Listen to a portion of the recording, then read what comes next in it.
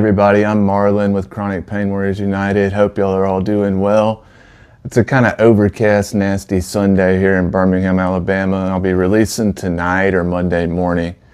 Real quick before we get into today's video, please don't forget to hit the like and subscribe button. Hitting the like button seems to be the only way to get our videos dispersed out by the algorithm gods.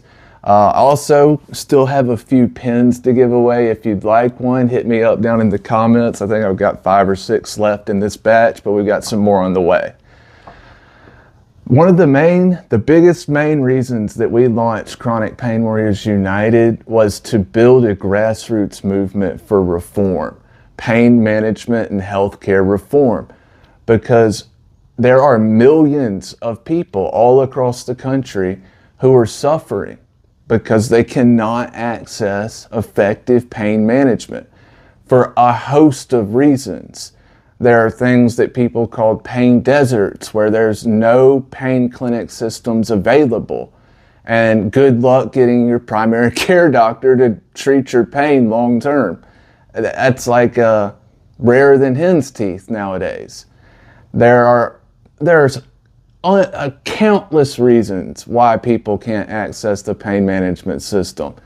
And then, like I've talked about before, even if you do, the system itself is often run like a DMV. They are dehumanizing, and a lot of times the people who are being treated have their pain massively undertreated. You have to sign things like pain contracts that basically put you like on medical probation and gives the doctors power over you that they shouldn't have. They're already wielding too much power over us. And that's one of the main things I was going to talk about today. Government and DEA intervention into our healthcare is probably the biggest problem. But right up there with it, I'm coming to realize is how people view, like how pain management should work. But even more than that, how our relationships with our doctors and healthcare should work. Just to use us who are in the pain management system for an example, let's use somebody who has chronic back pain, like my grandmother, for instance. The person who diagnosed it was a back specialist. He did surgeries and blah, blah, blah. And because of that, he wanted to do surgery on a 60-something-year-old woman that had a pretty low success rate, and she already had things that made it dangerous for her to have surgery in the first place. But that's the first thing he wants to do a dangerous surgery with the low success rate on an elderly woman. So her primary care doctor sat her down and said, no, here's other options. Let's try these. Which ones do you think would best suit you? And they came up with the pain management option that worked for her for years. Now that is what's not happening. We are not having a relationship with our doctors where they sit us down and say, sir, ma'am, here is your problem. Here's what we've diagnosed. And here are all the possibilities for treating that problem. It's more like the doctor gives you maybe 1 or 2 possibilities, if that, and depending on what they're treating. And it's almost always bent or curved around what the doctor thinks you should do, not just giving you the data. That's what the relationship should be. These doctors should not have the kind of power over us to change our lives with a few words. And that's what happens when you walk into your pain management clinic and your doctor says, everybody's going off of their traditional pain medications and onto Suboxone, which happens a lot nowadays. Or for whatever reason, you come into your clinic and they're like, we're closing. This is the last script you'll get. Goodbye. And a lot of people don't even get that. They just get told they've been dropped, the clinic's closed, whatever, and they're literally out in the cold. That these people can destroy our quality of life like that, and it's absolutely wrong. The relationship should not have that kind of one-sided power over person, have that kind of power over another. And as I've said before, no human being has the right to deny another human being pain relief. No human being has the right to tell another human being, you have to live in pain. That's called fucking torture. And that's a huge part I'm coming to see of the pain management reform that's going to need to take place. It's not just getting the DEA and the federal government out of our healthcare, which is a huge part of it. Get that monkey off our doctors' backs, and a lot of them would be much more willing to employ their empathy and actually try and treat their patients' pain.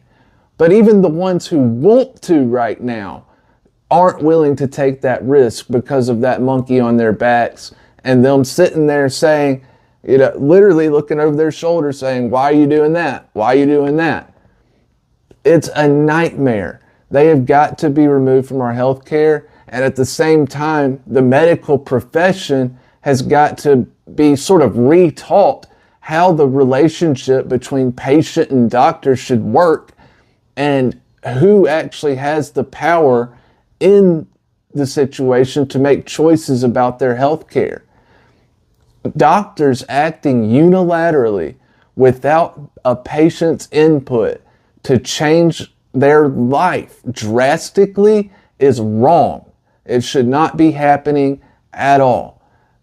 So, yes, these doctors have far too much power over our lives and can do far too much damage to us and our lives with just what to them is nothing. A nonchalant, your patient number 11678, like the DMV or prison system.